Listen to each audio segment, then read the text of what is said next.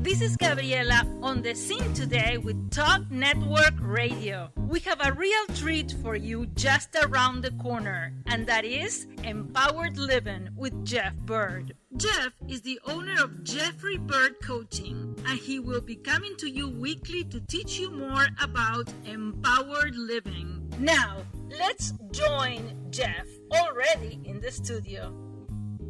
Hello and welcome. I'm so glad that you joined us today. I'm Jeff Byrd with Jeffrey Byrd Coaching, and this is Empowered Living. Now today we have a special guest with us. If you've been following along and listening to the shows, you'll recognize him because he was with us several weeks ago when he talked about the law of navigation and a very unique experience he had of flying in an F-16. But today we're going to talk about a little bit of a different topic. Dennis LaRue Jr. is back with us. He's an international executive coach and leadership trainer. He's a colleague of mine on the John Maxwell team and a friend.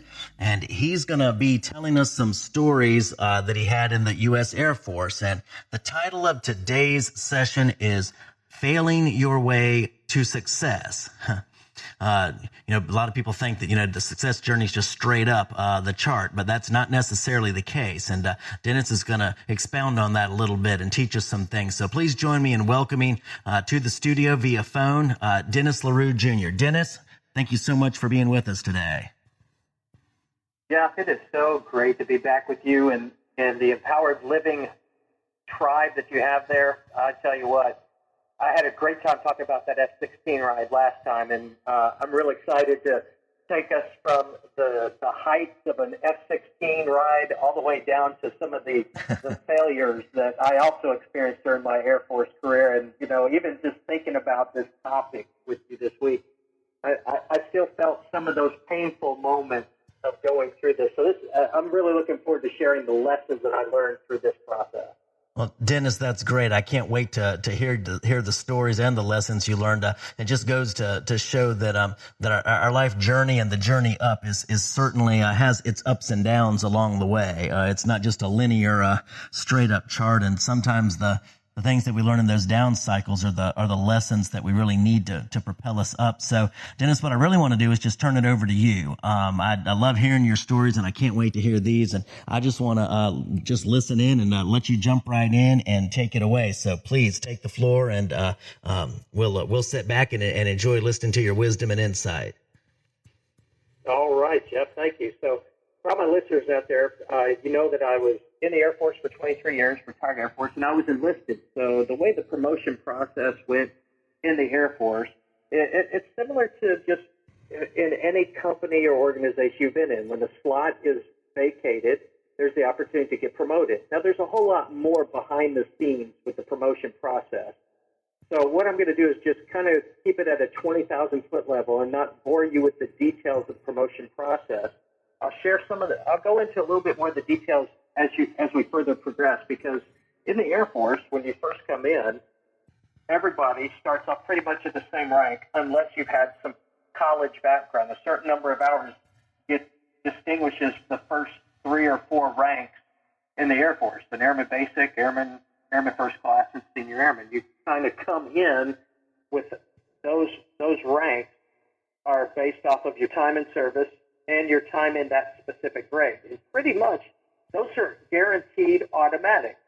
I mean, you have to really mess up big to not get promoted to those ranks. And so in some cases, some people get promoted to that rank a little quicker. We call that below the zone, below the average person, because of their exceptional work ethic and because of their talent.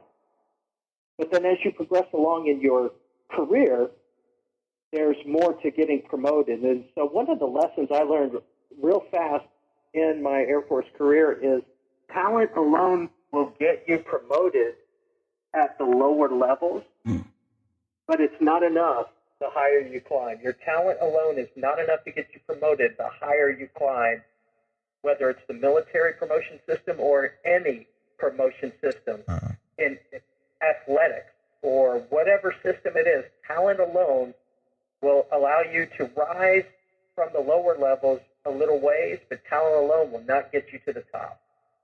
So as I go through that process, there's a system in place where now we have to actually not only based off of what we do in 365 days, recorded into a report, an annual appraisal, if you will, that was reduced to about 13 lines. So we had to capture 365 days of activity and effort, all condensed into 13 lines. Wow. And that is hard to do. Yeah, No doubt. Exactly. So we make up words, we get into abbreviations and everything else to try to capture as much of what we do and the impact it does, because as the higher you climb in the promotion system, those reports are critical. As a matter of fact, a board of your peers, the higher up you go, will review your packages, we call them, your annual appraisals for 10 years back. And they score you based off of that. So there's a process before that. But also early on at certain ranks, you had to take 2 100-question tests. 100 questions were based off of your actual specialty or your career field that you were in, and then the other 100 were based off of basic military protocol and understanding from a professional development guide they gave you.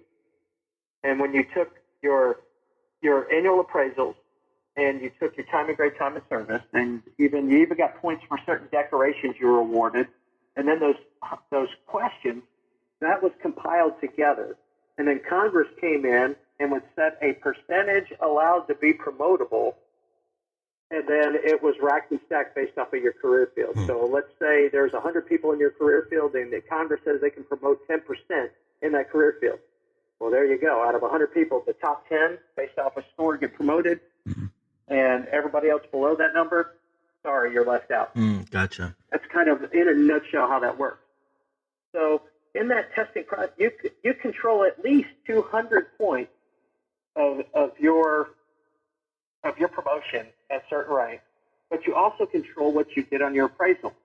If you follow the counseling you receive initially, and they conduct a feedback session at your midterm, and you continue to follow that, you're going to get a high score in that area on a ranking of 1 to 5. Basically, you're going to get a 5 because they didn't want to knock you down any if you were doing the job.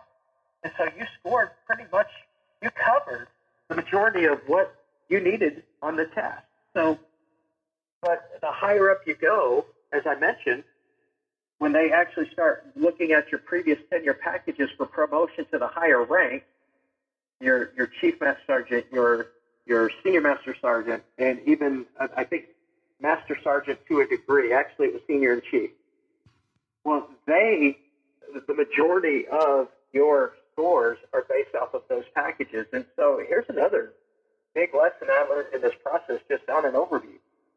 Don't leave the major decisions affecting your life and promotion in the hands of others. Control what you can control.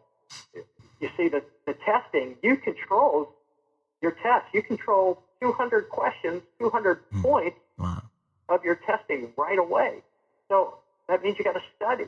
You've got to read the material. You got to know your job, but you've got to know not just the day-to-day how to do it, but you've got to know also the policies and regulations that govern your job too. Because all of us work in a job where what policy says we're to do may be different from how it's actually done day-to-day in operation. And the tests are always produced from the regulations, not from day-to-day. If you've got multiple locations, one location may do it differently than another, but the policy is still the policy. Gotcha. So that's the metric, if that makes sense. So everybody's tested on the same metric. Okay. And then the professional development guide the same way. There's all different chapters in there, and it's laid out based on the rank you're studying for, what chapters to study.